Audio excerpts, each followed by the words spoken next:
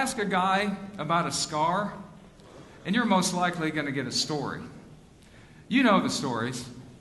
The stunt taken on a dare that went sideways and ended badly.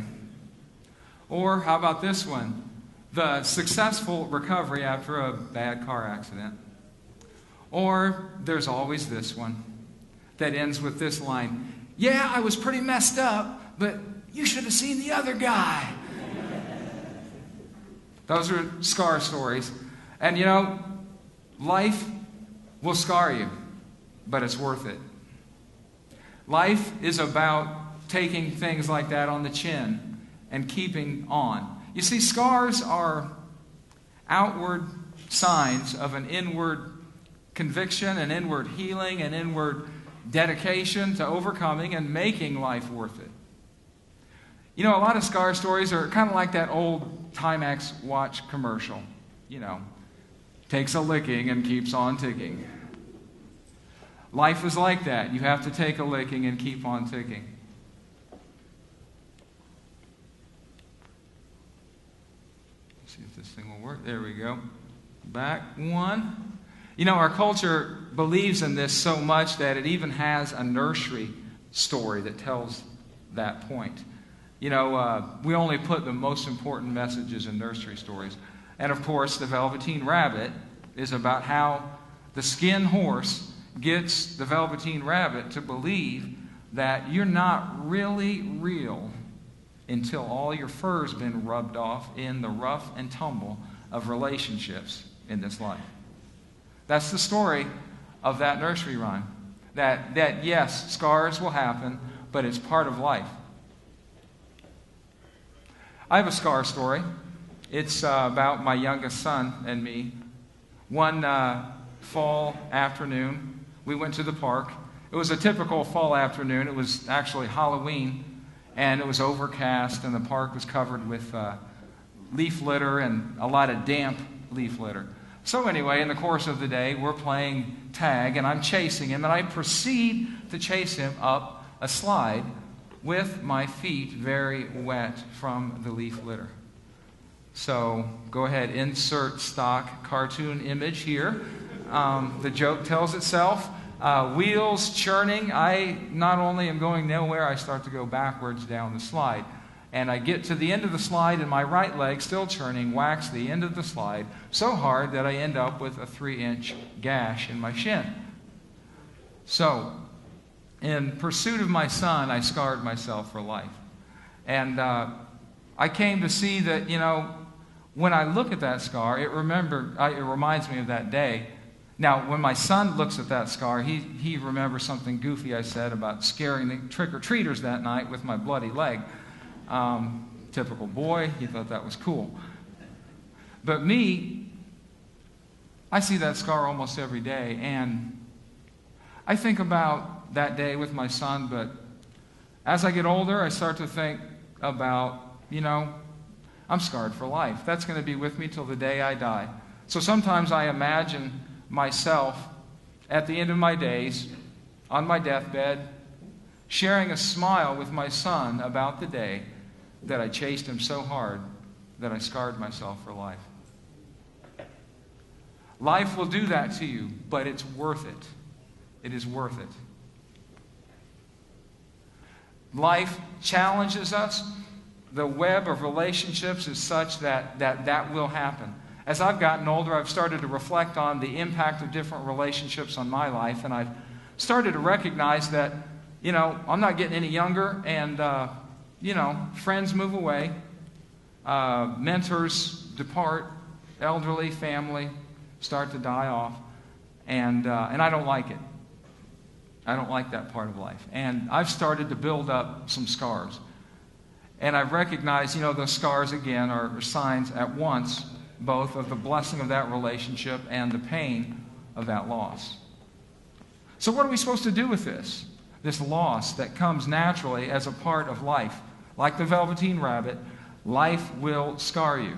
What do we do with that? I'd like to talk to you about a powerful quote that C.S. Lewis gave in a book that he wrote. C.S. Lewis, of course, is justly and most well known as the author of the Chronicles of Narnia, and a great tutor and lecturer at Oxford University. What is not as well known is that C.S. Lewis married an American woman, Joy Davidman, because she had cancer and her visa was about to expire. And he wanted her to be able to stay and live out her last days in England with him.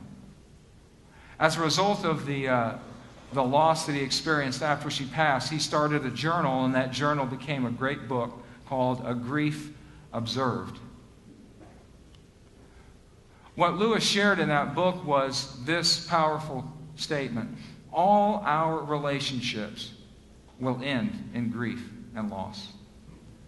Every single one, whether through geographical separation, death, or most unhappily, perhaps through conflict. That is part of life. All our relationships will end in grief. So what do we do with that? Powerful quote, insightful, but what do we do with that? How do we manage? Well, there's a simple truth that, it's in the Hebrew Bible, so it's kind of important, I guess. I don't wear this thing just to keep fleas and ticks at bay. I'm gonna quote one scripture, okay? In the Hebrew Bible, the first command, the primordial command, is be fruitful, multiply, and fill the earth. So basically, make babies. Okay? Now, think with me for a second. Why in the world would the Creator command us to do the one thing that is natural, instinctual, and that half the human race, men, think about 23 hours a day? Why is there a command to do that? Well, if we think for a second that positive commands are not just commands, they are pointers, they are guides to take us along the pathway of life that gets us to that place where life is most abundant. Okay? So the Creator is telling us that start, that critical start in a strong, stable family, that interconnectedness of a permanent set of relationships in a family is the way to get started strong in this world. Now, unfortunately, in contemporary America, the family is in trouble. It's not so much that secularism and loss of religious practice has led to the breakdown of the family. The best research out there now says the decline of the family has led to the loss of meaning, the loss of relationships, and the loss of so many other things that we find important in our lives. So it's the decline of the family. So, as we think about that, as we think about relationships and the challenges, what are we going to do? And right now you're wondering, why is there a picture of Godzilla on the slide? What are we going to do? What are we going to do about this? Well, I'd like to challenge you to think about the necessity that we be gracious one to another. In this life, as we're trying to form those relationships, that web that will sustain us, in our busy, hyper-busy, interconnected or not so connected, transitory world today, it's hard enough to make and maintain friendships, let alone to rebound after the loss of them. So what do we do? What do we do to make that work and to stay connected? Well, first, I want to challenge you to be gracious to people. Because there are people making all kinds of messes in their relationships with good intentions. Hence, the picture of Godzilla. Okay, Godzilla, all right, he's making a mess, but he's got good intentions. He is saving the world from Hedorah, okay? Hedorah, Rodan, and most terrifying of all, the smog monster, okay? So he's trying, okay? He makes a mess, but he's trying to help, all right? So just be gracious, okay? As we think about what it is that will get us connected, that will help us, we know the importance of the family. We know that connecting with people will sustain us in so many ways. But practically, what can we do? Well, I'd like to leave you with a challenge, and the challenge is to think about how we make connections with people in our approach, in our attitude. I'm going to talk to you about strangely enough, General James Mad Dog Mattis. Okay? This is one of the most famous quotes of Mattis. Okay? Gotta love a Marine, okay? All right, hoorah, all right, all right. What was Mattis trying to say? Mattis made that statement to his senior officers in the midst of the harshest days of the Iraq insurgency. And they were getting ready to go into the Anbar triangle of death, where the insurgency, the Sunni insurgency, was at its worst. And so he was saying, be polite, be professional, but have a plan to kill everyone you meet. He later met with the tribal leaders and said, I didn't bring my artillery. I'm not here as a conqueror. But wait a second. Even General Mattis understands that we need connections, we need relationships. He formed some of the strongest and best relationships with his Iraqi counterparts of any general in Iraq. Here you see him meeting with an Afghan commando because he was also working in Afghanistan. Listen, guys, I'm going to say this with all the seriousness I can muster, and this is what I'm going to conclude with. We're not in a war zone here today. Unlike General Mattis, no one's trying to kill us. Okay? So we don't need his advice. We do not need his advice.